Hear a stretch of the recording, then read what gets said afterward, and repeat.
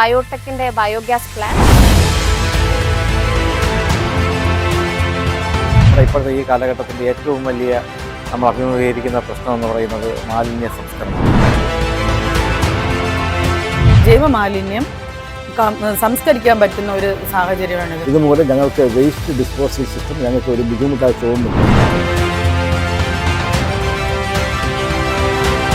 ഇറച്ചിയുടേതായാലും മീൻ വേസ്റ്റുകളായാലും മറ്റ് വെജിറ്റബിൾ വേസ്റ്റുകളായാലും ഇതിനകത്ത് നിക്ഷേപിക്കുകയാണ് ചെയ്യുന്നത്. ഗ്യാസിൻ്റെ ഇന്നത്തെ വില വർധനവും എല്ലാം കൂടെ കണക്കിലെടുത്താൽ നല്ല ഉപയോഗമുള്ള കാര്യമാണ്.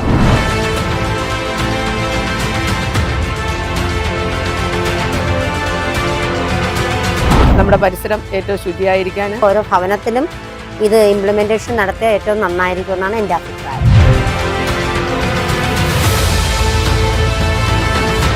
ബയോടെക്കിന്റെ സേവനത്തിൽ